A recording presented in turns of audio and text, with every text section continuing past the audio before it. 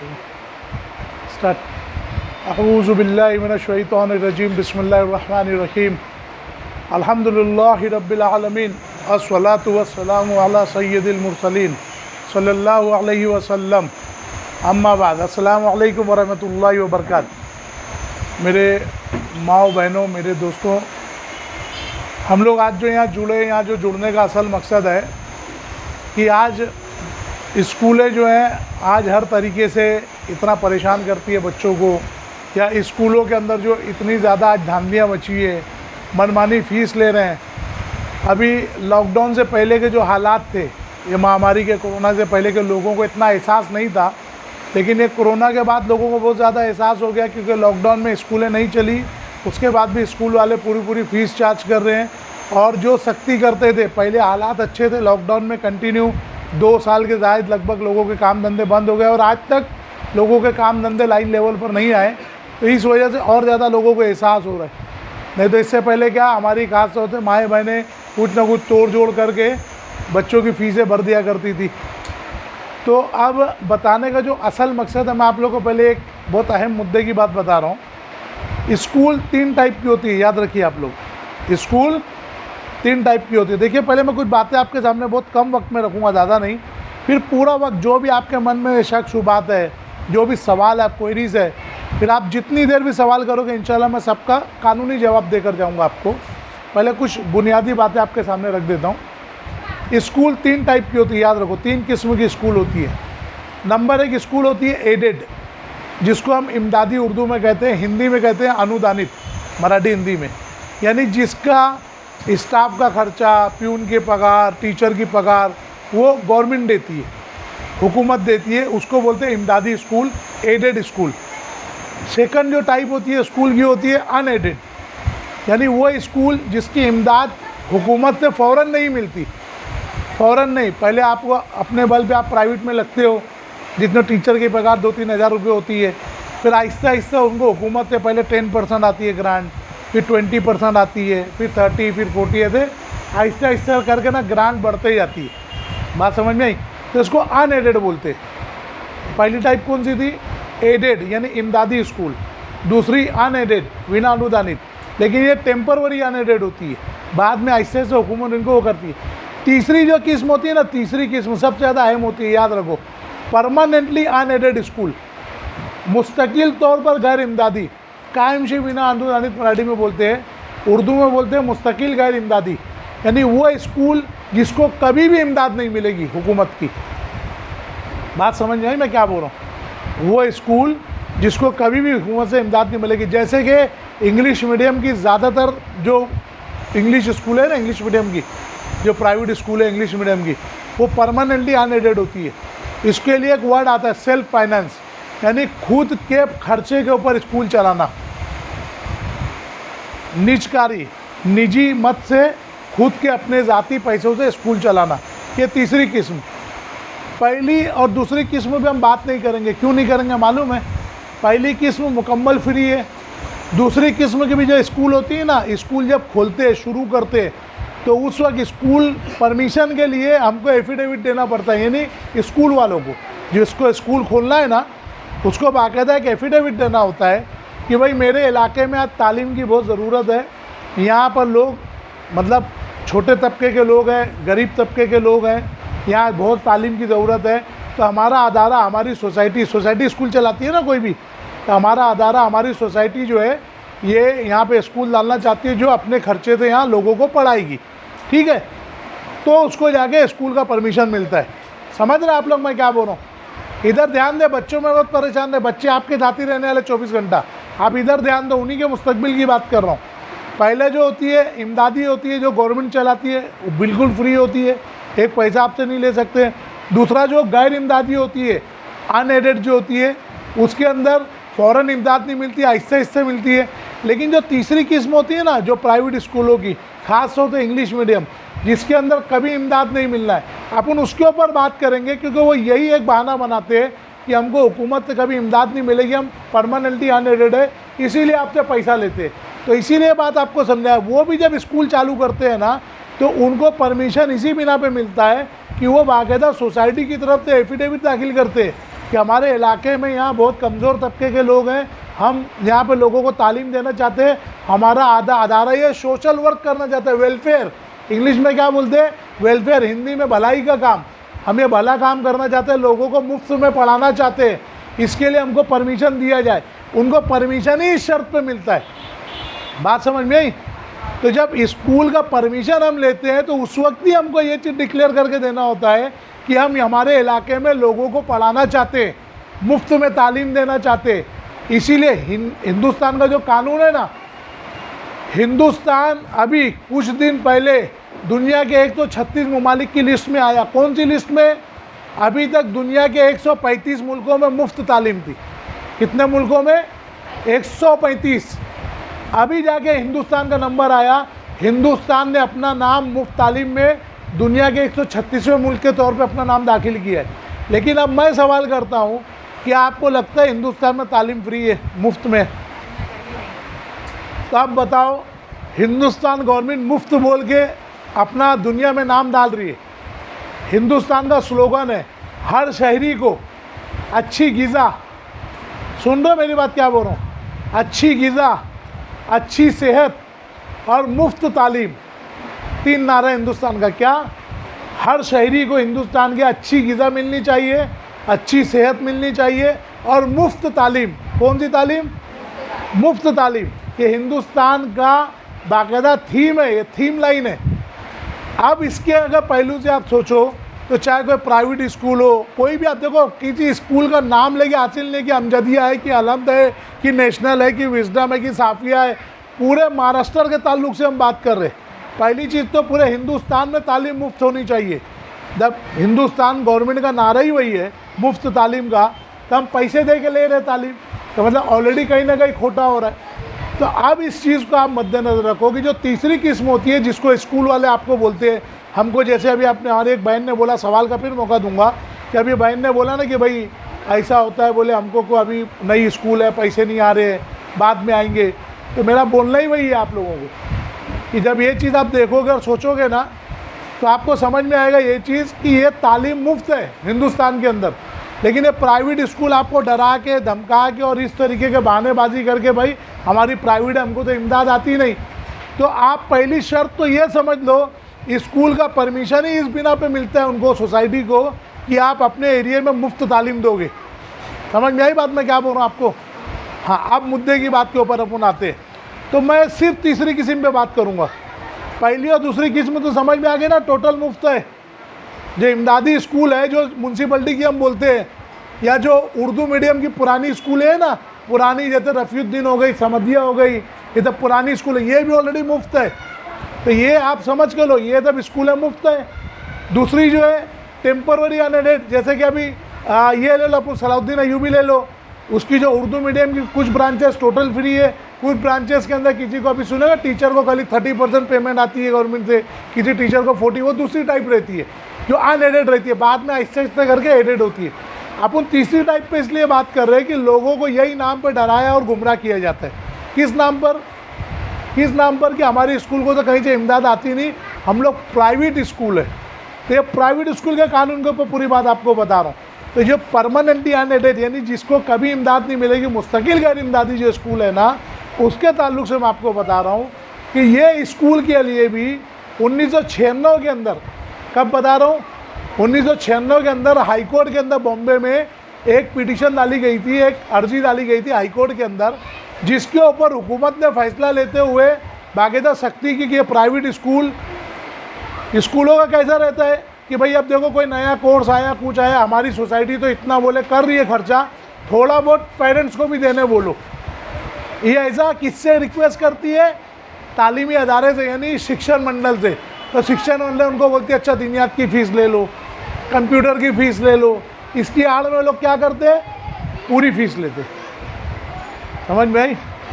तो ये जब ऐसे धांधली बढ़ने लग गए, मनमानी बढ़ने लग गए, हम तो प्राइवेट है नहीं लेंगे, तो 1996 के अंदर हाईकोर्ट में बाकायदा इसके ऊपर याचिका दाखिल की गई, जिसके ऊपर फैसला आया कि हुकूमत ने बोली मनमानी फ़ीस नहीं ले सकते स्कूल वाले।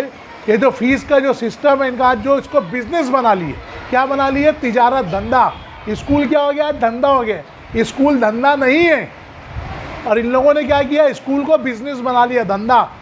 तो इसके लिए बाकायदा 1996 में बाकायदा हुकूमत ने सख्ती की, जिसके ऊपर 2009 में महाराष्ट्र गवर्नमेंट ने एक कमेटी बनाई, कुमुद बंसल मैडम की, प्रिंसिपल सेक्रेटरीट की गवर्नमेंट की एक बड़ी अधिकारी थी वो। तो उसको देख के बोले पूरी स्कूलों की जांच करो कि कौन कौन सी स्कूल ऐसे मनमानी फीस और अंधाधुन लेती है। तो वो जांच करने के बाद उनको जब मालूम पड़ा, उन्होंने वो चीज़ को देखा और समझा, तो उन्होंने अपनी रिपोर्ट दी हुकूमत को 2009 में। तो 21 चीज़ तजवीज़ की कि हुकूमत की जो मनमानी है वो कैसे ख़त्म होगी। हुकूमत की नहीं, मतलब जो हुकूमत के नाल लेकर प्राइवेट स्कूल वाले जो धंधा बनाए, तो उन्होंने ये प्राइवेट स्कूलों के ख़िलाफ़ उन्होंने 21 तजवीज़ दी, 21 बातें बताई, 21 बातें कि भाई आप ये करो, ये करो, ये करो तो ये ख़त्म हो जाएगी। तो हुकूमत ने उसकी पूरी बातों को मानते हुए, सुना गौर से, बहुत अहम बात बता रहा हूँ, हुकूमत उसकी पूरी बातों को मानते हुए वो 21 की 21 बातों को कानून बना दी। क्या कर दी? हाँ, तो वो 21 नुकाती GR एक निकाल दी, एक हुक्मनामा हुकूमत का, महाराष्ट्र गवर्नमेंट का, जो 21 मई 2010 को निकला। कब निकला? 21 मई 2010 को, जिसका पहले ही कानून क्या मालूम है? इंशाल्लाह अभी आप लोग को जब ग्रुप में ऐड करोगे मैं उसकी सॉफ्ट कॉपी आपको भेज दूंगा, पूरे 21 नुक्ते का जो कानून है। तो पहला ही कानून उसके अंदर ये आ गया कि फ़ीस के नाम पर कोई भी चीज़ स्कूल या अदारा छुपी नहीं रख सकती, हर चीज़ को खोल के रखना है, शफाफ, आया, पारदर्शी, ट्रांसपेरेंट। कांच में कहते हैं आर पार दिखता है, कोई चीज़ छुपती है कांच में। तो उसी तरीके से अगर भाई आप फ़ीस ले रहे हो तो आपको बोर्ड लगाना है किस चीज़ की फ़ीस ले रहे। जैसे होटल में बोर्ड लगते हैं ना, कीमा इतने का, रोटी इतने की, चावल इतने का, वैसे उसको बोर्ड लगाना है। स्कूल को क्या करना है? बोर्ड लगाना है कि कोई भी चीज़ छुपा नहीं सकते। आप जो ले रहे हो ना, कि पेरेंट कल दावे से बोल सके आप ये पैसा लिए हो हमसे, पहला कानून। दूसरा कानून क्या मालूम है? कोई भी स्कूल नफ़ाखोरी नहीं कर सकती। नफ़ाखोरी समझते हो? मुनाफा नहीं ले सकती। अगर वो अपनी तरफ से संस्था अगर आपको प्राइवेट स्कूल पढ़ा रही है और ऊपर के अखराजात वो नहीं कर पा रही है, जैसे कि उसको अखराजात के नाम पे समझो कंप्यूटर की कोई फ़ीस लेना है, कोई और स्पोर्ट्स की फ़ीस लेना है, सब सब्जेक्ट की नहीं बता रहा हूँ, जो एक्स्ट्रा सब्जेक्ट होते हैं, दिनियात एक्स्ट्रा होता है, हुकूमत का सिलेबस नहीं है वो, तो वो चीज़ भी आपको नफ़ा नहीं लेना है। जितना आपका टीचर का खर्चा आ रहा है उतना ही वो भी सब बच्चों में तकसीम होगा। अभी समझो कोई टीचर को मैं 100 रुपया दे रहा हूँ या 1000 रुपया दे रहा हूँ, तो क्या एक बच्चे का 1000 रुपया दे रहा हूँ? क्लास पढ़ाने का दे रहा हूँ ना 1000 या 3000।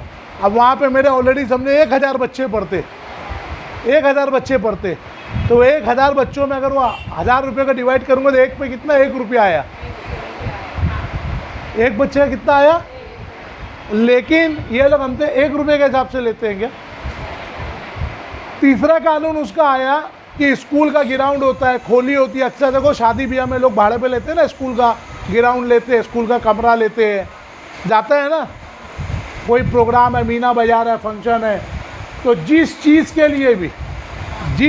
लिए भी स्कूल की कोई भी चीज़ जो भाड़े पे जाएगी, उसका जो भाड़ा है वो हिसाब किताब में आएगा और बच्चों की फ़ीस में माइनस होगा। तो भाड़ा वो मैनेजमेंट नहीं रखेगा, तो जो आमदनी आएगी, वो आमदनी किस में जाएगी? माइनस होएगी। उसका चौथा कानून इसी तरीके से रख दिया कि बोला ना बोर्ड वाला, कि जो चीज़ की आप फीस ले रहे हो उसका पूरा बोर्ड लगना चाहिए, A B करके। और आगे मज़ीद जब आप पढ़ोगे इस कानून के अंदर सब दिया है कि अगर आप नहीं करते, अच्छा जो भी काम आप करोगे, जैसे आपको अगर कोई फ़ीस बढ़ाना है या आपका टीचर बोल दिया हम ज़्यादा लेंगे या कंप्यूटर महंगा पड़ गया, तो इसके लिए आप कोई चीज़ डायरेक्ट फ़ीस थोप नहीं सकते। हर स्कूल के अंदर PTA कंपलसरी कर दिया गया। क्या कंपलसरी कर दिया गया इस कानून में? PTA समझते हैं क्या है? PTA का फुल फॉर्म मालूम है आप लोग को? Parents teacher association.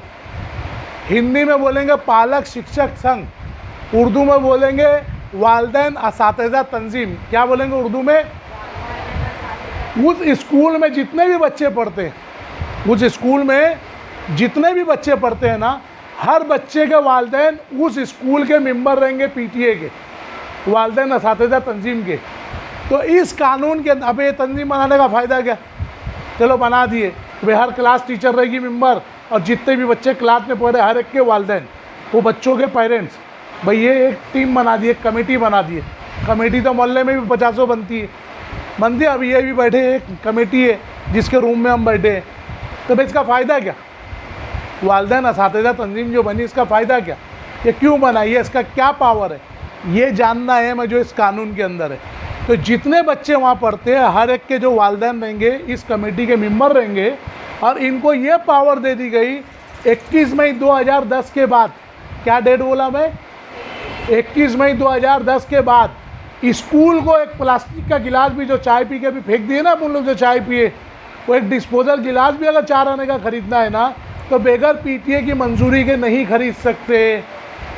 यानी कि पीटीए बोलेगा कि ये करो, ये बटन बिगड़ गया, ये बल्ब बिगड़ गया, ये बदलना है, तो हर चीज़ में पीटीए की मंजूरी लगेगी।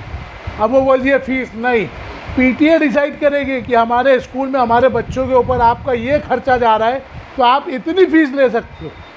फीस कौन तय करेगा? पीटीए, वालिदैन असातिज़ा तंजीम। ये पावर दे दी 21 मई 2010 के बाद। स्कूल किसका भी हो, बात समझ में आई? कोई मुसलमान का हो, कोई हिंदू का हो, कोई क्रिश्चियन का हो, कोई अंग्रेज़ का हो, समझ लो। वो क्या बोलेंगे, इतनी बड़ी इमारत हम बनाए, तुम्हारा क्या? अभी गमजे साफ़ी वाले ने बिल्डिंग बना दी, पूरा खर्चा उनका, ग्राउंड उनका, ज़मीन उनकी, है ना? तो बोले तुम लोग कौन? तुम यहाँ बच्चा लाए तो तुम्हारी हो गई क्या? हाँ हो गई। उसके फैसले के इख्तियारात 21 मई 2010 के बाद स्कूल में क्या होगा, क्या नहीं होगा, फ़ीस कितनी ली जाए, कितना खर्चा है, ये पूरा वालिदैन तय करेंगे। जब आपको तय करने का इख्तियार मिल गया, तो आप उनको मुनाफा दोगे क्या? कोई चीज़ में जो कमा रहे, अच्छा पहले बोल दिया स्कूल का कानून है, एफिडेविट देना पड़ता है लेने से पहले ही कि हम इसको धंधा तिजारत नहीं बनाएंगे, ये बिजनेस नहीं है, ये कोई किस्म का कारोबार नहीं है, ये सिर्फ सोशल वर्क है। तालीम देना क्या है? खिदमत है, सर्विस है, सोशल वर्क है, सामाजिक खिदमत है, समाज सेवा है। स्कूल कारोबार नहीं है, कोई भी तालीम देने का काम कारोबार नहीं है। इसीलिए पीटीए तंजीम बनाई गई। क्या कर दी? महाराष्ट्र, पूरे महाराष्ट्र गवर्नमेंट के अंदर जो भी लोग आते, पूरे महाराष्ट्र के अंदर स्कूल किसी की भी हो, कोई भी बनाया हो, इंग्लिश मीडियम हो, तेलुगु मीडियम हो, सरकारी हो, प्राइवेट हो, अमजदिया हो, विजडम हो, साफिया हो, हॉली मेरी हो, नेशनल हो, सब में पीटीए कंपलसरी हो गया 21 मई 2010 से। आज से नहीं, 21 मई 2010, आज 12 साल हो चुका है। लेकिन हमारे वालिदैन को कोई फ़िक्र नहीं है, कोई जागरूक नहीं है, उनको मालूमात नहीं थी इस चीज़ की, या मालूमात लेना नहीं चाहते थे। इसके लिए अपने ये हुकूक से, अपनी ये ताकत इख्तियारात से वो मतलब उनको इल्म में नहीं था। बात समझ में आई? वो महरूम थे इससे।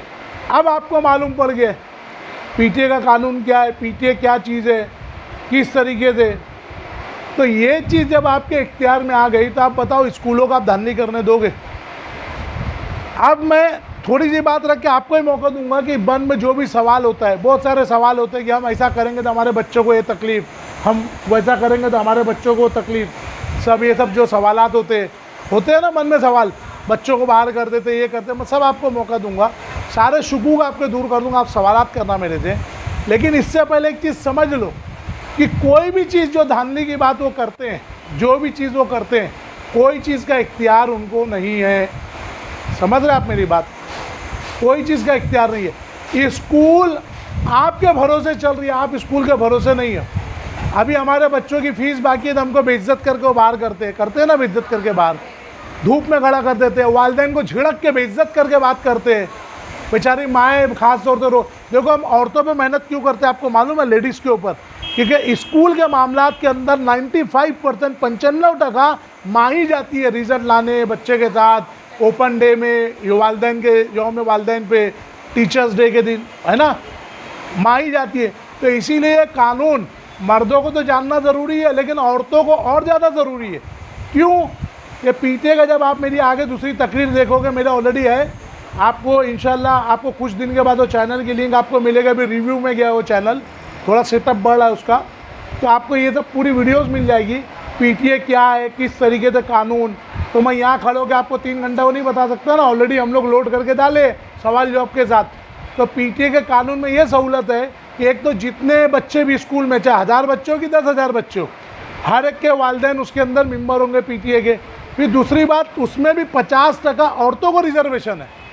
यानी माँ को रिजर्वेशन है। जो कमेटी भी बनेगी ना तो उसमें 50% लेडीज़ रहना कंपलसरी है, समझ लो।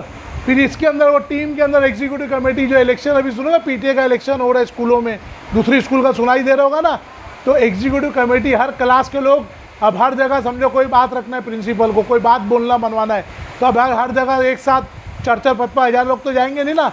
तो एक एक साल के लिए हर क्लास से एक एक साल के लिए एक एक मेंबर अपना क्लास वाले अपना एक को चुनते हैं नुमाइंदा। जैसे अपन कहते हैं वार्ड में अपना एक मेंबर चुनते हैं तो अपनी बात आगे रख के मुझे, तो वैसे हर क्लास से वालिदैन एक एक मेंबर चुन के आगे भेजते हैं ताकि वो जिसके मन में जो भी सवाल या जो भी बातें रही वो आगे मतलब प्रिंसिपल को और उसको रखे।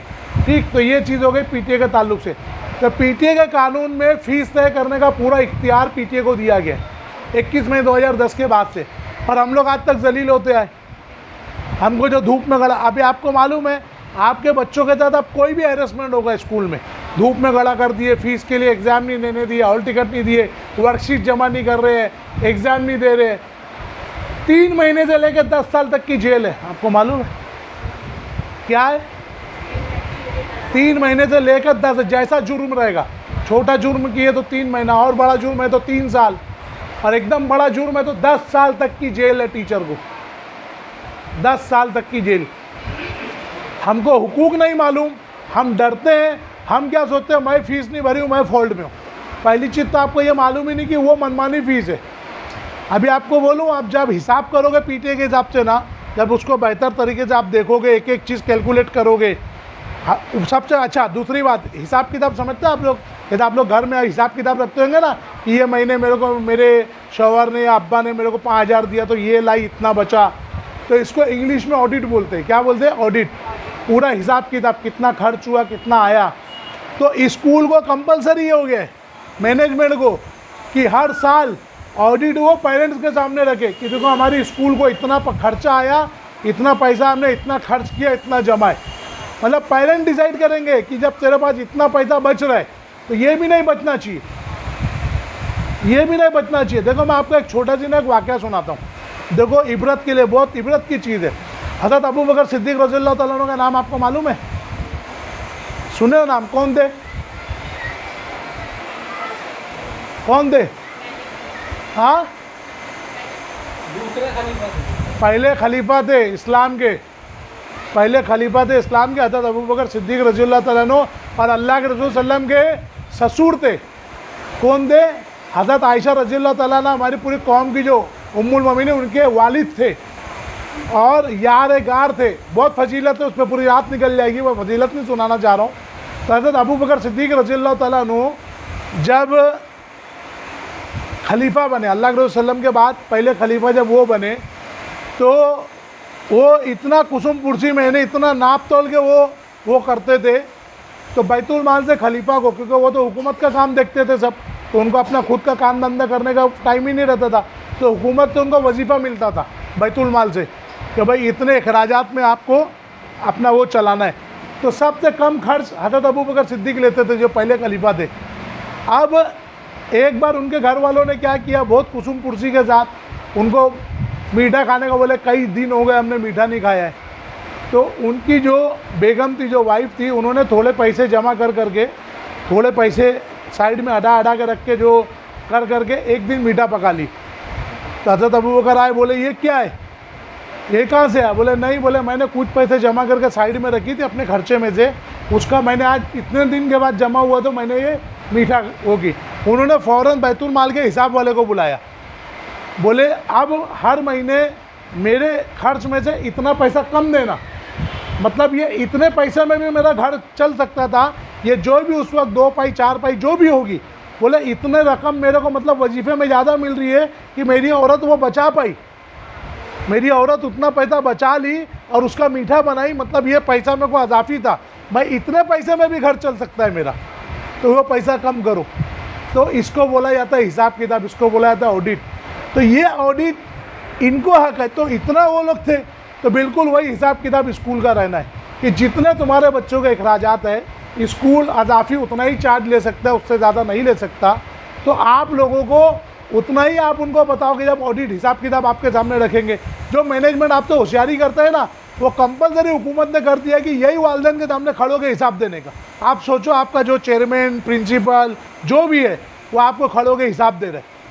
घर में कहते हैं बच्चे से हिसाब लेते, बता तू कितना खर्चा किया, कितना पैसा दी थी, बता कितने का क्या लाया, रॉब करते हैं ना। आप सोचो, आप मैनेजमेंट से आप हिसाब ले रहे हो। कल तक जो लोग आपको बेइज्जत करते थे, आप कानून नहीं जानते थे, अब वो लोग आपके सामने खड़े होकर देंगे, देखो बोले आपा या मैडम देखो इतना आया था, इतना खर्चा, इतना बचा है। तुम लोग बोलोगे इतना कैसे बच गया, इतना ज़्यादा क्यों लिया, ठीक है अब अगले बार की फ़ीस में इतना कम ले, ये पैसा बचा है ना, पहले वो फीस में जाएगा।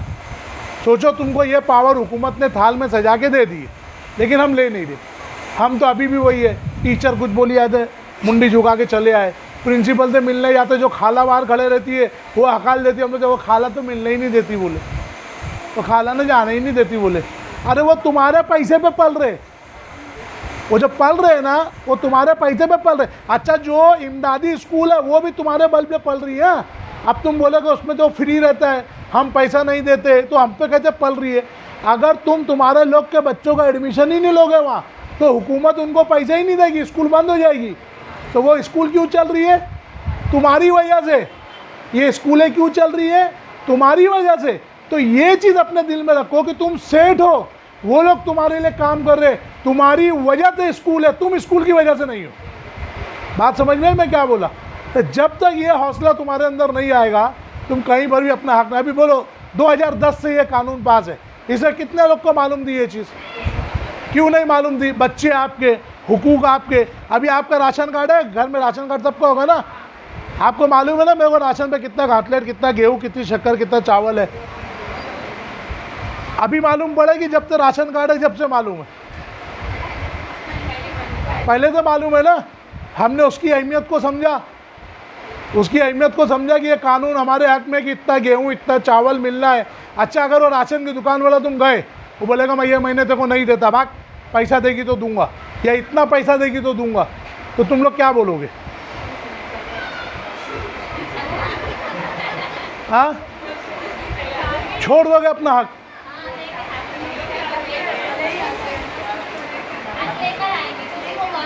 जब है हम लोग का गवर्नमेंट की तरफ से, देखो आप मजाक की बात नहीं है, समझो इस बात को।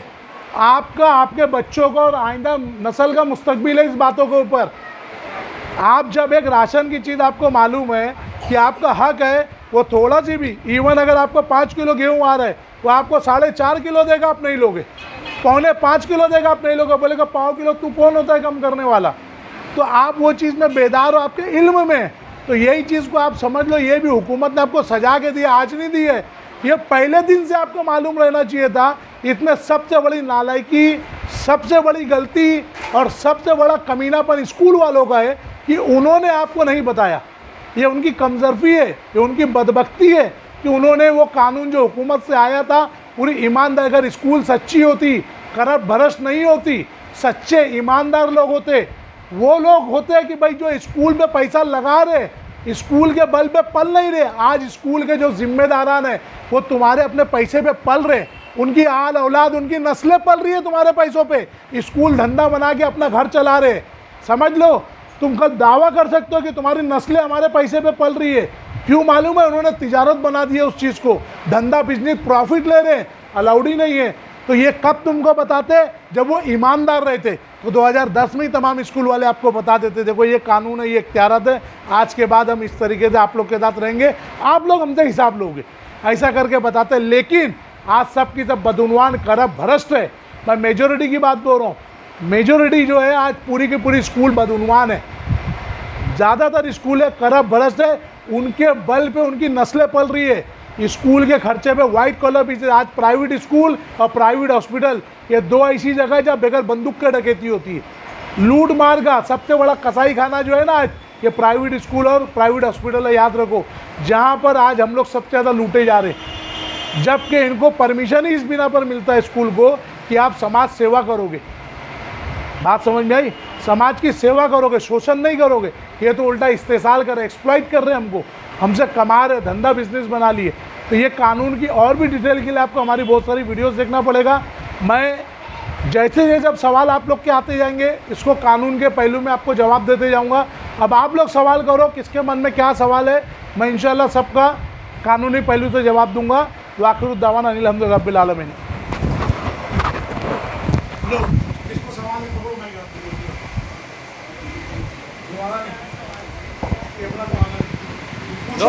पूछो। बच्चों को तकलीफ दी है तो क्या हुआ, तो क्या पूछो बराबर पूछो, लो जिसके मन में जो सवाल है पूछो।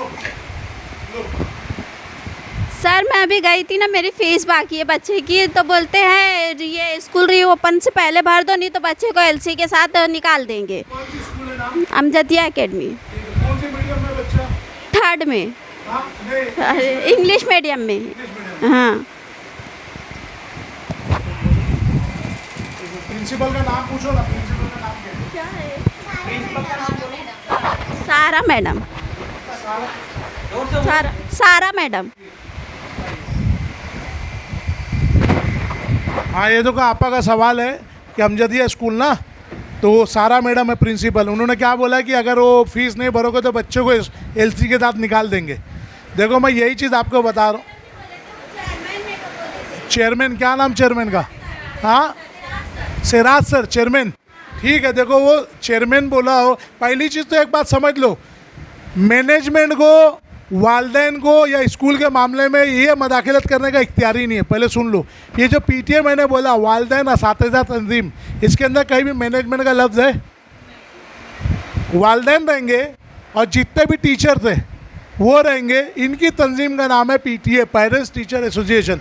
मैनेजमेंट का कोई दखल नहीं। मैनेजमेंट पहली चीज़ तो वालदैन को कोई चीज़ बोल नहीं सकता, कोई मदाखलत कर नहीं सकता। नंबर एक बात, उसका काम है कि वो अपने प्रिंसिपल को बोले, प्रिंसिपल जो चाहे वो आपको बोले, जो भी आपसे बात करना या आप प्रिंसिपल को बोलो, वो मैनेजमेंट को क्या बोले। ठीक है, मैनेजमेंट स्कूल चलाता है या स्कूल की बुनियाद वो सोसाइटी रखती है, लेकिन स्कूल के मामले में मदाखलत का मैनेजमेंट को कोई हक नहीं है। एक बात समझ लो, वालिदैन को बराह रास्त वो नहीं बोल सकते। और रहा सवाल, ऐसे किसी के बाप का राज नहीं चलता कि भाई कोई भी आएगा एलसी दे, बोला दो, अगर तुम में दम है तो दो, तुम्हारे को 1 घंटे में समझ में आ जाएगा। एलसी बोलना बाय पोस्ट हमारे एड्रेस पे भेज दो। कोई भी बच्चा अगर आपका स्कूल में दाखिला ले लिया, सुन लो, फीस की वजह से, फीस ना भरने की वजह से, फीस ना भरने की वजह से कोई भी अदारा, कोई भी स्कूल, चाहे तुम्हारे इधर का कोई छोटा मोटा प्राइवेट स्कूल हो अमजदिया की तरह, या कोई धीरू भाई अंबानी का रिलायंस का स्कूल हो, कोई भी बच्चे को किसी किस्म की भी तालीम में रुकावट डालेगा तो उस पर गुनाह दाखिल होगा। यहाँ तक कि स्कूल की मान्यता रद्द हो जाएगी, परमिशन कैंसिल हो जाएगा। बात समझ में आई? 7 जून 2022 को, क्या डेट बोला मैंने?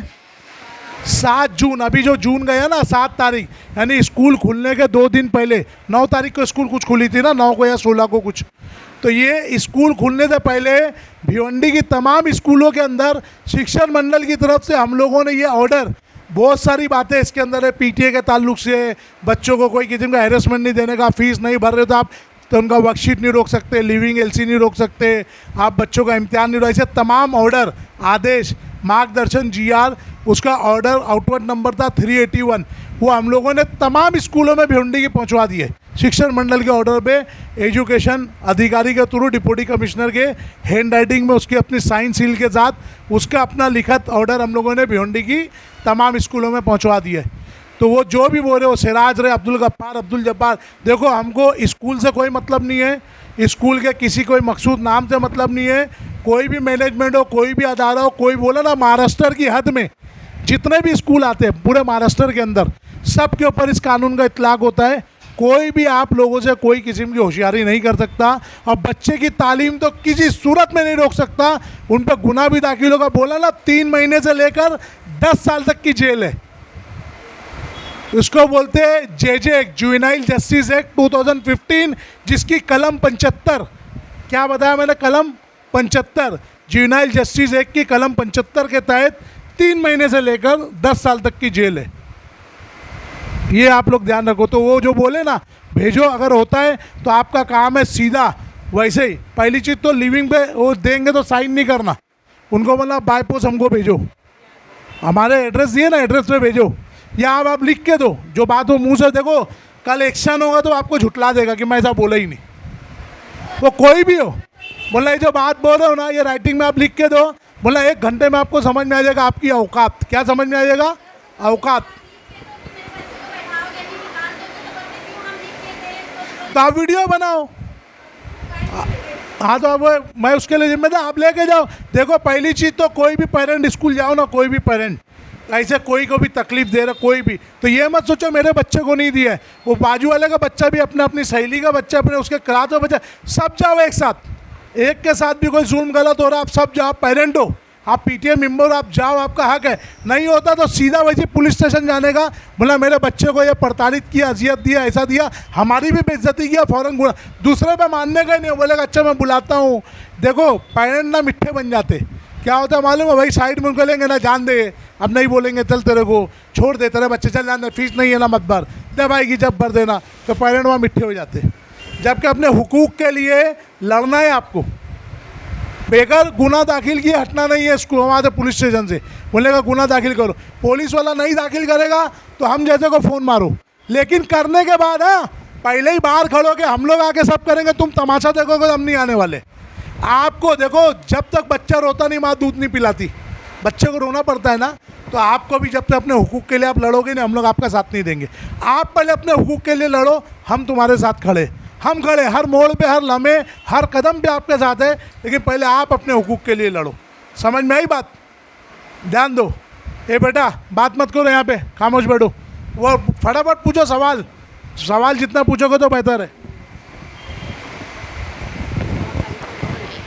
स्कूल में मैं फ़ीस के लिए बोली थी, मंथली फ़ीस 910 रुपया है, 910 रुपया फ़ीस है। मैं बोली फ़ीस कम करो, और हाँ इंग्लिश मीडियम। तो बोलते हैं कि आपको भी बार बार हम लोग बुलाएंगे, इससे अच्छा आप स्कूल से निकाल लो, हमें भी अच्छा नहीं लगता है। जब फ़ीस कम करने की बात करते हैं तो बोलते बच्चों को अपने निकाल लो। कौन सी स्कूल है? Wisdom academy. ये कौन जवाब दिया था आपको? ये कासिम की वो दोनों सर में से कोई एक सर मेरे को बोले थे। हाँ हाँ। ये देखो, ये आपा ने जो सवाल किया विजडम एकेडमी का कि 910 रुपया बोले ना फीस, तो 910 रुपया फ़ीस आपकी और वो है। तो जो भी आपको वो चेयरमैन कासिम हो या हासिम हो जो भी बोला, देखो फिर बोल रहा हूँ 2010 के बाद किसी के बाप की स्कूल नहीं रह गई। आप लोग वहाँ पढ़ते हो, आप एहसान कर रहे हो, आप आपके बच्चे भेज रहे हो, पढ़ रहे हो ना, बेगर पीटे की मंजूरी के, वो कासिम हो कि हासिम हो कि अब्दुल गफ्फार हो कि अब्दुल जब्बार हो, कोई फर्नांडिस हो, कोई तुकाराम हो, कोई भी हो, कोई भी हो, पूरे महाराष्ट्र के हाथ में जितनी स्कूल है, कोई भी जिम्मेदार मैनेजमेंट हो, वो बेगर पीटीए की मंजूरी के फ़ीस तय नहीं कर सकता। तो यार बाद में सवाल किया भैया 910 रुपये आपने कहाँ से तय किया, हमको पीटीए का अप्रूवल दिखाओ। क्या बताओ, क्या पूछोगे? पीटीए का अप्रूवल, मतलब पीटीए ने ये फ़ीस मंजूर की है। जो पीटीए यहाँ की पीटीए हर साल की जो पीटीए, और एक बार पीटीए जो फीस मंजूर करेगी वो फिर कम से कम 3 साल तक रहेगी, 2 साल उसमें कोई चेंजेस नहीं हो सकता। समझे? आपने तय कर दिए 1 करोड़ रुपया, एक मिसाल दे रहा हूँ, आपने 1 करोड़ पीटीए ने अपने आपको स्कूल के तय कर दिए 1 करोड़ रुपया, तो 2 साल तक वो 1 करोड़ रुपया हटेगा नहीं, वो 1 करोड़ रुपया ही रहेगा। 1 करोड़ 1 रुपया नहीं हो सकता। बात समझ में आई? एक बार फीस तय हुई तो 2 साल वो हटेगी नहीं फीस वहाँ से, ये चीज़ है। तो आपको जो बोल रहे हैं ना, पहली चीज़ आप उनका वीडियो बनाए तो बोलना, आप जो मुंह से बोल रहे हो ना सर, बोलना कि हम राइटिंग में, अच्छा बोलेंगे हम क्यों दे लिख के। वो सवाल जैसे उनका भी था ना, सुनो गौर से आपा, जो आप पूछे थे क्यों दे, बोला इसलिए दो, बोले हम तुम्हारे खिलाफ एक्शन लेंगे ना तो तुम मुकर जाओगे, तुम्हारे में इतना दम ही नहीं है, इतना गट्स ही नहीं है। क्या बोलने का? तुम्हारे में इतना दम नहीं है कि तुम डिपार्टमेंट में खड़े होकर बोल सको कि हाँ मैं ऐसा बोला, जो करना कर। तो तुमको होशियारी करते हैं ना, हाँ जा पढ़ाना पढ़ा, तुम भीख नहीं मांगने जा रहे हो, तुम्हारी वजह से स्कूल है, स्कूल की वजह से तुम नहीं हो। फिर समझ लो, जब तक ये चीज़ तुम्हारी सोच में नहीं आएगी, तुम्हारी सोच में जब तक ये नहीं आएगी, जब तक तुम्हारी सोच से गुलामी और रुआब निकलेगा नहीं, तुम्हारी सोच में दूसरों का रुआब है, गुलामी भरी है कि हम उनको, वो उनकी स्कूल है, उनको फीस है, नहीं, तुम्हारी सोच ये बनना चाहिए मेरी वजह से स्कूल है, स्कूल की वजह से मैं नहीं हूँ। मैं स्कूल में बच्चे भेज दूँ तो स्कूल है। अच्छा, पूरा स्कूल मिल के आपके बच्चे को निकाल नहीं सकता, लेकिन एक पेरेंट अकेला उनकी एक गलती लेकर पूरा स्कूल बंद करा सकता है। बात समझ में आई मैं क्या बोल रहा हूँ? ये पेरेंट की ताकत है। और पीटीए की जब से ताकत आ गई, जब तो बेहिसाब एकदम काम हो गया। फटाफट जिसको सवाल है पूछो फट से।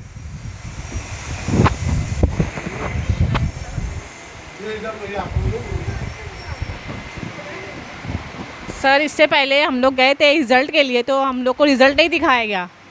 मतलब बताया गया कि जब तक फ़ीस पे नहीं की जाएगी आपके बच्चों का रिज़ल्ट नहीं दिखाया जाएगा। क्लास में अब मतलब जब स्कूल रीओपन होगा तो बैठाया नहीं जाएगा क्लास। अब अगर कल से मतलब परसों तक स्कूल चालू हो रही है तो रीओपन हो रही है ना स्कूल, तो उस पर बैठाया नहीं जाएगा आपके बच्चों को। आपके बच्चे को? हाँ, कौन सी स्कूल? अमजदिया एकेडमी। बोला किसने ये बात? वहाँ के टीचर्स लोग बोले हैं ये बात। हाँ, और वहाँ के ट्रस्टी भी ये बात बोले। तो सर इंग्लिश मीडियम में, हाँ, सिराज सर।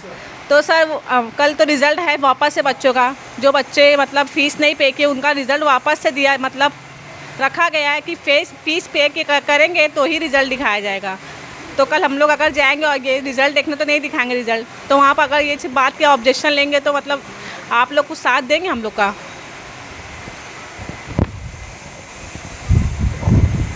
देखो, आपा का सवाल है कि ट्रस्टी ने बोला कि फीस नहीं भरोगे तो कल रिजल्ट भी नहीं दिखाएंगे और बच्चे को बैठने नहीं देंगे ना।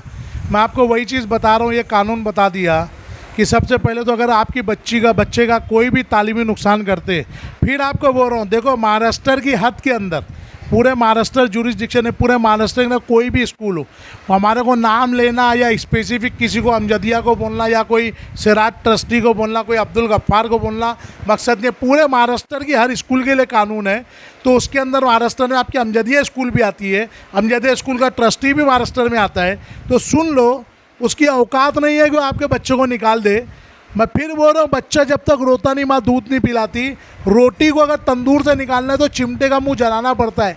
आप जब हिम्मत के साथ, डेयरिंग के साथ अपने हुकूक के लिए आगे बढ़ोगे ना, तो हम तुम्हारे साथ हैं, खड़े रहेंगे। आप लोग को क्या करना है, जितने पेरेंट हो, आज आप ही देख लो, आप खुद ही आप देख लो। आपको हमको यहाँ पर इरफान ने बोला था कि बोले कम से कम 35-40 लोग हैं, और आप खुद देखो अपने बच्चों की फ़िक्र के लिए आप कितने लोग जमा हो यहाँ पर। हमको जो बोला गया जमा हो गया। हमारे दूसरे पेरेंट्स वहाँ पर, जो लेडीज़ हमारे पेरेंट्स हैं अलग स्कूल के, वहाँ 1 घंटा इंतज़ार करके गए। जो एड्रेस आप लोगों को देखे बाद में एड्रेस चेंज किया ना, तो जिनको खुद फिक्र नहीं है अपने बच्चों की, खुद नहीं आ रहे हैं, तो क्या करेंगे? कल अगर ये सवाल वो आपको करेंगे पूरे स्कूल में वहाँ कम से कम 7-8 हज़ार बच्चे होंगे ना, 5 हज़ार तो होंगे ही होंगे। और 5 हज़ार में आपको अकेले को तकलीफ है कि, तो आप क्या जवाब दोगे? क्या दोगे जवाब? अरे कम से कम 100-50 लोग तो आपके साथ रहना चाहिए ना। आपकी ताकत देखो, मैं भी आपको बोलूँगा 100 किलो का एक वज़न उठाओ, 100 किलो का एक बोझा दूंगा आपको, उठाओ। आप वो उठा लोगे 100 किलो? वही 100 किलो आप लोग को 4 लोग को मिलकर बोलूँगा उठाओ 100 किलो। अगर वही 100 किलो 100 लोग मिलकर उठाएंगे तो एक के हिस्से में 1 ही किलो का वज़न पड़ेगा ना, वज़न बढ़ेगा ना। तो देखो, वो अकेला आदमी भी 100 किलो उठा सकता है, पीटे की ये ताकत है। आप अकेले पेरेंट भी पूरे स्कूल से लड़ सकते हो अपने हुकूक के लिए, पूरा स्कूल सील करा सकते हो अगर वो लोग गलत करेंगे तो। और रहा सवाल जो आप बोल रहे हम देंगे, हम 100% आपका साथ देंगे, लेकिन देखना ये है कि पहले आप क्या करते हो। आपके दूसरे पेरेंट, आप सोचो, आप अपने ही पेरेंट जमा नहीं कर पाए, अपने स्कूल के जो पेरेंट आपके साथ होना चाहिए था, वहाँ आपको अकेले को तकलीफ है कि स्कूल में और भी लोग को तकलीफ है? जब है ना, बहुत लोग को ना, मेजोरिटी को तकलीफ आप बता रहे हो। तो आप जब मेजोरिटी को वहाँ तकलीफ है तो आप बताओ आपके साथ कितने लोग हैं? 5 हज़ार में तो 2,500 लोग यहाँ आए क्या? या 7 हज़ार में तो 3,500 लोग यहाँ आए क्या? तो वैसे किसी को भी तकलीफ रहेगी ना, तो ये मत सोचो जो भी आपके दूसरे और पेरेंट है, बहन भाई रिश्तेदार ननद भावज, घर में गए थे शॉपिंग के लिए, सब जमा हो जाते हैं ना, ननद भावज देवरानी जेठानी, तो वहाँ भी स्कूल के मामले में सब साथ में लेके जाओ। और औरतों से कोई नहीं जीत सकता, देख लो, बात समझ में। बादशाह वक्त हार जाता है औरत से। तो आप लोग क्या मैनेजमेंट को नहीं कर सकते, अपनी बात बोल सकते क्या? वो करो, अपनी बात अपने हुकूक के लिए लड़ो, बोलो, आपका हक आपको मिलेगा, ज़रूर मिलेगा। लेकिन अपने हुकूक, रहा सवाल कोई भी आपको तकलीफ दे, खास तौर से बच्चों को स्कूल से निकाल दिए फीस नहीं भरने की वजह से, रिजल्ट नहीं दिए, सीधा एरिया पुलिस स्टेशन क्या लगेगा? शांतिनगर में जाओ, पूरा झुंड बना के बोला हमको अर्जियत है बच्चों, पहले केस था, वो बोलेगा अच्छा मैं बोलता हूँ, जाओ करो, वहीं बैठ जाना, वहीं धरना देना, वहीं से फ़ोन मारना, वहीं से मीडिया वालों को भेजेंगे, पुलिस लेगी, नड़ जाना, सीनियर से बात करने का, कौन इंचार्ज है पुलिस स्टेशन का उसको दो, हमारे बच्चे के साथ गलत हुआ गुनाह दाखिल करो। एक ही बात पे नड़ने का, बोलेगा 10 साल की फीस माफ, तो लालच में नहीं आना, लालच में नहीं आना, बोलना नहीं गलत किया है ना, आज मैं एक्शन नहीं लूँगी तो कल दूसरे के साथ भी करेगा। आप एक्शन लोगे तो आपका भी फ्यूचर अच्छा जाएगा मुस्तकबिल में, और आइंदा दूसरे लोगों के साथ भी वो लोग लाइन लेवल पे रहेंगे। तो वो कोई उनको इख्तियार नहीं है बच्चे की तालीम रोकने का, किसी भी किस्म का उसको वंचित करने का, महरूम करने का तालीम से। ये पूरा हक है, अधिकार है बच्चे का तालीम लेने का। बात समझ में? RTE 2009 जब से लागू हो गया तो बच्चे को किसी भी सूरत में, किसी भी तरीके से, किसी भी मरहले मोड़ पे बच्चों को तालीम से नहीं रोक सकते, ये कानून है। तो आपका काम है आप खुद लड़ो। बच्चा जैसे रोता है तो माँ दूध पिलाती है, तो आपके हक के लिए खुद आपको लड़ना है, ठीक है? किसी और को कोई सवाल? फटाफट पूछो, आप जिसको जो पूछो, नहीं तो फिर हम लोगों को जाना। पूछो, जो भी सवाल बचे पूछो फटाफट। सर मेरे बच्चे की ना पिछले साल की भी आधी फीस क्लियर नहीं है, तो सेकंड का रिज़ल्ट भी नहीं दिए हैं, और अभी फ़ीस के लिए बोले थे तो सेमेस्टर के रिज़ल्ट में तो मैं बोली दिखाने, तो बोलते फ़ीस क्लियर करो। तो मैं बोली PTA की सहूलत दो मेरे को, तो बोले अभी हम लोग लागू नहीं करे हैं। जैसे ये बोले कि अभी नया इदारा अभी हम लोग लागू नहीं करे हैं। कौन सी स्कूल है? अमजदिया एकेडमी, कौन सी मीडियम में? इंग्लिश।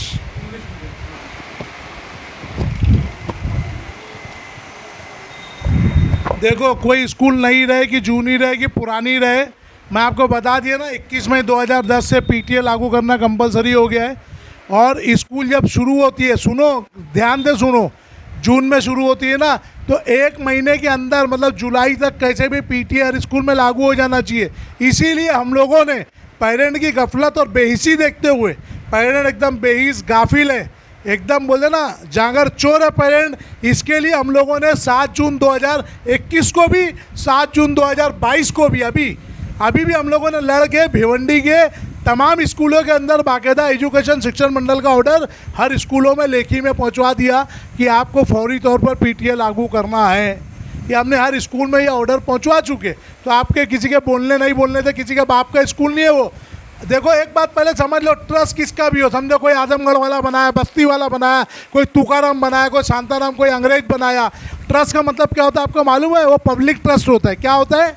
पब्लिक ट्रस्ट, यानी आवाम का, अवामी अदारा होता है वो किसी के बाप का नहीं होता। ये हो सकता है वो चंद लोग मिले, कल आप उसको हटा के खुद भी ट्रस्ट बन सकते हो आप। तो जब अदारा कोई अवामी ट्रस्ट है तो वो आवाम के हिसाब से चलेगा, किसी की मनमानी, किसी के बाप का राज नहीं चलेगा। बात समझ में आई? किसी के हमारे तुम्हारे मन की बात, हमारे अब्बा की बात नहीं चलेगी। उसके अंदर जो कानून, महाराष्ट्र गवर्नमेंट ने जो कानून बोला उस हिसाब से चलेगी। आप जितना सवाल यहाँ कर रहे हो, आपके मन में जो शुबात है ये वहाँ करना सीखो। हर बात का सबूत जमा करो, 100 बका 1 लिखा। फिर मैं आपको बोल रहा हूँ, आप लोग अपने मुंह से कोई बात बोलेगा वो झुटला देंगे बाद में। या तो आप उनसे लेखी में लो, या नहीं हो तो कम से कम वीडियो। अच्छा, दिखा के बनाना ज़रूरी नहीं है। आप 10 औरतें जाओ ना, 3 औरतें 4 औरतें आइडिया से वीडियो बनाओ इधर हाथ में लेके, और कल वो पूछेंगे ना आप क्यों लिख के मांग रहे हो, क्यों वीडियो बना रहे हो, तो क्या जवाब दोगे आप उनको? एक ही जवाब, हमारे लिए नहीं बना रहे, तुम्हारे लिए बना रहे। कि जब तुम्हारे ऊपर कानूनी एक्शन होगा ना, हुकूमत के हिसाब से जब तुम्हारे ऊपर कार्रवाई होगी, तुम मुकर जाओगे कि हम ऐसा बोले ही नहीं। क्योंकि हम लोग का तजुर्बा है, हम लोग का तजुर्बा है। कोई वहाँ पे जाके मदद किया तो बोलता नहीं हाँ मैं किया, जो करना है कर लो। वहाँ अदारे के सामने, पुलिस के सामने, शिक्षण मंडल में जाके लोग मुकर जाते, बोले ये हमको नहीं, तुम्हारे लिए हम रख रहे कि तुम अपनी बात से पलटो ना। ठीक है, कोई और सवाल किसी के मन में? देखो मैं एक चीज़ आपको बोल रहा हूँ, आप लोग आज ठीक है, जितने भी यहाँ पे 30, 40, 50 जो भी औरतें जमा हुई है, आप लोग ऐसा नहीं हमारा पहला और आखिरी प्रोग्राम रहेगा। अब आप लोगों को ये चीज़ लग रही होगी कि ये चीज़ और जानना है, तो अभी मेरा कम से कम कुछ दिन जाएगा। मैं आपको फ़ौरन अभी लिंक नहीं दे पाऊँगा चैनल की, लेकिन बाद में एक लिंक दूंगा जिसके ऊपर 100 से ज़्यादा हमारी स्पीचेस है अलग अलग, वो आप उसको वो करना। लेकिन ऐसे प्रोग्राम ऑर्गेनाइज करना आप लोग के ऊपर है। आप अपनी बहन को, देवरानी, जेठानी, ननंद को, दूसरे पेरेंट को, साथ वाली औरतों को आप नहीं ला पा रहे हो, ये आपकी कमज़ोरी है ना, ये आप लोग की वीकनेस है।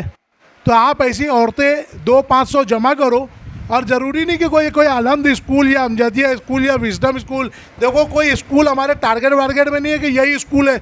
मैं क्या बोला, महाराष्ट्र की जुरिस्डिक्शन में जो भी स्कूल आती है, यहाँ तक कि कोई स्कूल दिल्ली की है लेकिन वो चला महाराष्ट्र में रहे, तो उस पर भी ये कानून लगेगा।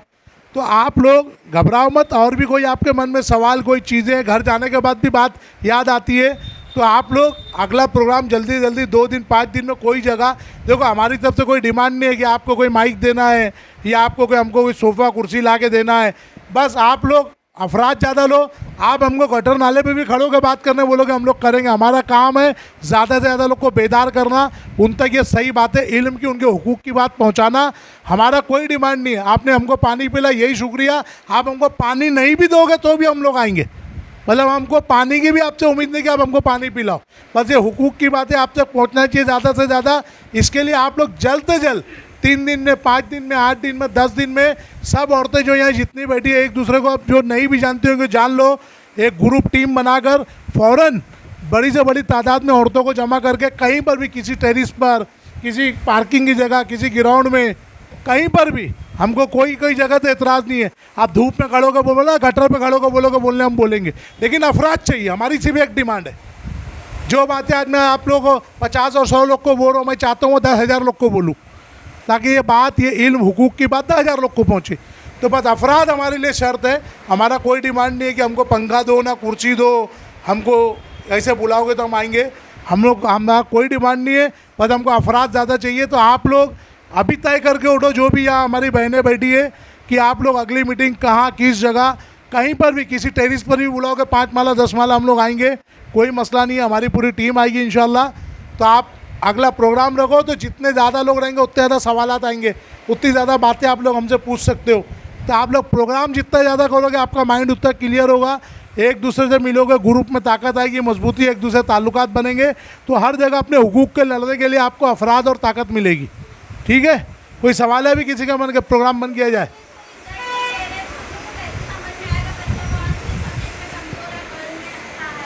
देखो, ये आपको रिजल्ट नहीं दे, पहली चीज़ तो रिजल्ट रोक ही नहीं सकते। मैं आपको वही बोला ना, अगर वो आपका रिजल्ट रोक रहे हैं तो एजुकेशन डिपार्टमेंट में जाके कंप्लेंट करो, पत्थर स्कूल शिक्षण मंडल में। कितने में आपका बच्चा? 5वीं 3rd में ना, तो ये शिक्षण मंडल में आएगा, प्राथमिक में, वहाँ कंप्लेंट दो। और अपना जो पूरी कॉरपोरेशन की हद में जितनी भी स्कूल है उसका हेड होता है अपना म्यूनसिपल कमिश्नर, वो हेड है, एक कॉपी उसको दो, और वही कंप्लेंट की कॉपी एरिया पुलिस स्टेशन में दो। आपका जो है उसके ऊपर गुना दाखिल हो जाएगा, उसके ऊपर गुना दाखिल हो जाएगा वो टीचर के ऊपर। वो नहीं रोक सकता, आपका रिजल्ट नहीं रोक सकता, कोई चीज़ नहीं रोक सकता, आपकी फ़ीस की वजह से कोई भी तालीमी चीज़ वो आपकी नहीं रोक सकता। ये चीज़ है, आपको समझ, अपना हक लो। देखो, जितना यहाँ आप हमको बोल रहे हो ना, इसका 10% भी वहाँ बात कर लिए वो लोग डर जाएंगे। देखो, ये अच्छा सवाल किया बहन ने, स्कॉलरशिप नहीं भर पाए रिजल्ट की वजह से, तो इसके ऊपर तो और केस बनता है। हुकूमत आपको एक चीज़ दे रही है, आप नहीं कर रहे हो तो। और दूसरी बात, प्राइवेट स्कॉलरशिप भी आप भर दो, मतलब वही प्राइवेट जगह से भी, जैसा अभी यहाँ मोमिन जमात खाने में लगा था, MPJ का ऑफिस है, देखो ब्लड बैंक के नीचे 3 वहाँ भर लो, कई जगह पर जाकर आप इसको भर सकते हो। दूसरी बात, ये तो मैं आपको सोल्यूशन दिया, लेकिन वही जगह से भरना आपका हक है। वो नहीं भर रहे तो सब औरतें मिल के जाओ, आपकी तरफ 50 पेरेंट्स जमा करो, एरिया पुलिस स्टेशन बन जाओ कि हमारे बच्चे का स्कॉलरशिप इनके नहीं भरा, गुना दाखिल करो। कल वो बोलेंगे अच्छा भरवा देता हूँ, तो आप आ जाओगे। देखो, पेरेंट्स बहुत हल्काट और लालची भी होते हैं, सुन लो, पेरेंट्स बहुत ही हल्काट और लालची होते हैं। तो क्या होता है मालूम, थोड़ा सी फ़ायदा मिले ना, अपना मुफाद लेके निकल लेते। फर्क से ये नहीं सोचते कि हमारा आइंदा मुस्तकबिल, आइंदा साल, आने वाले बच्चों का मुस्तकबिल, अगर आप लॉन्ग लास्टिंग सोच के चलोगे ना, आइंदा एक पायदार चीज़ कायम हो, तो फिर आप बाकायदा गुना दाखिल पे कहते बगैर हटने का ही नहीं, कहीं से हटने का ही नहीं कहते पुलिस स्टेशन में। तो आप लोग, वो आपका काम है, आपके क्लास के, हाँ तो नहीं था तब मालूम पड़ा ना। और दूसरी बात, जब आपको ये तो मालूम था ना मेरी क्लास में इतने बच्चे पढ़ते हैं, मेरे बच्चे, ये तो मालूम है ना, तो आप उनको जोड़ पाए क्या? या आपकी तरह कम से कम 50-60% लोगों को तकलीफ़ है। अगर बोला ना 7,000 बच्चे हैं तो 3500 लोग को तकलीफ़ है, 5,000 है तो कम से कम 2,500 लोग को तकलीफ है। 2,500 लोग आप जोड़ पाए क्या? आप वो सोचो ना, वो 2,500 में से आप लोग 25 लोग जमाओ, आप लोगों को यहाँ कम से कम 250 भी जमा रहे तो आप बोलते कि कम से कम 10% 20% लोग तो आए, वो चीज़ है। तो आप लोग डरो मत, आप लोग देखो, जितना ज़्यादा हम लोग का प्रोग्राम रखोगे उतनी आपकी हिम्मत खुलेगी, उतना हम लोगों से आप लोग का इंटरेक्शन बढ़ेगा, उतने ताल्लुकात हमसे बढ़ेंगे, तो उतनी आपको मालूमात मिलेगी और उतना ज़्यादा आप लोग कानूनी तौर पे अपना हक लेने के लायक हो जाएंगे। तो अगला प्रोग्राम इरफान भाई, इनको बोलता हूँ बड़े पैमाने पे करो, ज़्यादा जोड़ो, ताकि वो बेहतर रहेंगे। ग्रुप में तो ठीक है, सवाल करेंगे फिर जुड़ेगा नहीं कोई, तो इनका काम है कि ज़्यादा से ज़्यादा लोग को लेकर जोड़ो। अब अगला प्रोग्राम जब भी करो, अभी चैनल, हम लोग का एक चैनल है, नवीद बेताब भी डालोगे तो एंजॉय नवीद बेताब, लेकिन अभी फिल्मों को नहीं दिखेगा, वो रिव्यू में गया है, चैनल रिव्यू में गया है। रिव्यू होने के बाद जो भी 28-29 दिन लगेगा उसके बाद आप वो चैनल सब्सक्राइब कर सकते हो, ठीक है। तो आपको एक चैनल मिल जाएगी जिसमें सारी आपको स्पीचेस मिल जाएगी हमारी। तो इसके लिए आप अगला प्रोग्राम आप लोग कब रखोगे? तो ठीक है, आप लोग जैसा भी रहेगा तय करके, आपने ग्रुप में ऐड किया, मुझको ऐड किया, एडमिन उसमें किया मुझको, ठीक है, बेहतर है। मैं आपको डाल देता हूँ। देखो ये जो मैं 381 बोल रहा हूँ ना, ये जो कॉर्पोरेशन से 7 जून को आया है, ये कॉपी मैं ये आपा के उसमें डाल देता हूँ। आप ये आपा को भी ज्वाइन कर लो, आलमद वाला ग्रुप भी ज्वाइन, आमजदी वाला कर लो, ताकि वो कॉर्पोरेशन का जो 3 पेज का ऑर्डर है वो ऑर्डर आपको मिल जाएगा, जिसके तहत तो आपके बच्चे की तालीम कहीं रोक नहीं सकते, रिजल्ट रोक नहीं सकते, आपके बच्चों को तकलीफ नहीं दे सकते, पीटीए लागू करना कंपलसरी है, सब ऑर्डर में लिखा हुआ है। तो मैं इंशाल्लाह 3 पेज की कॉपी इसके अंदर मैं उनको भेज देता हूँ। आप लोग सब की तभी आपा के ग्रुप पे पहले ज्वाइन हो जाओ। भेजा गया वो 381 भेज दिए, वो 381 की कॉपी तो यार इरफान भाई बोल रहे भेजे, तो पढ़ो ना उसको। देखो आपको ट्रांसलेट करने आता है, ट्रांसलेट अभी ऐसे वो मराठी में है ना, मराठी में। अब आप लोग को इसमें से ज़्यादातर लोग को उर्दू आती होगी मेरी समझ से, है ना। अब वो ऑटोमेटिक उर्दू में हो जाएगा, मालूम कैसे ना। आप खोलो सब अपना अपना गूगल खोलो, गूगल।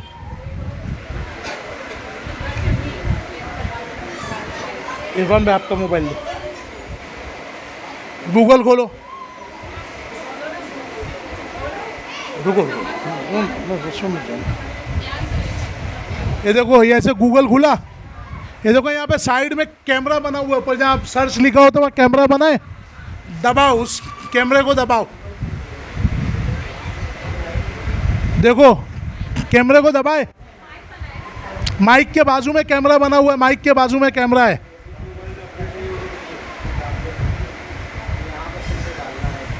माइक के बाजू में कैमरा है, देखो। उठना इकबाल, उठना, जाना जाना उधर, जाना जा, उनको दिखा। देखो माइक के बाजू में है कैमरा, देखो ये ऐसे आया, ऐसे आया। अब वापस इसको दबाओ, जो ये जो आ रहा है ना कैमरा, इसको दबाओ, रिटर्न दबाओ। एक मिनट रुक जाओ, देखो इसको इसको इसको वापस दबाओ, दिखा के कर इकबाल, ऐसे मत कर, उनको दिखा। ये देखो इसको वापस दबाने का जो है ना, इसको रिटर्न दबाओ, दबाए। अब ये नीचे देखो, नीचे ट्रांसलेट लिख के आएगा, इसको ट्रांसलेट पे लेके आओ। नीचे की लाइन में देखो, नीचे की लाइन में, नीचे की लाइन में ये ट्रांसलेट पे लेकर आओ, इसको आ गया। अब ये ट्रांसलेट पे आ गया ना, ये देखो ये आपको समझा दे रहे ट्रांसलेट करना, ठीक है। प्रोग्राम वाइड अप कर रहे हैं। वाखिर दावाना अल्हम्दुलिल्लाह रब्बिल आलमीन। अस्सलाम वालेकुम वरहमतुल्लाहि वबरकातुहू।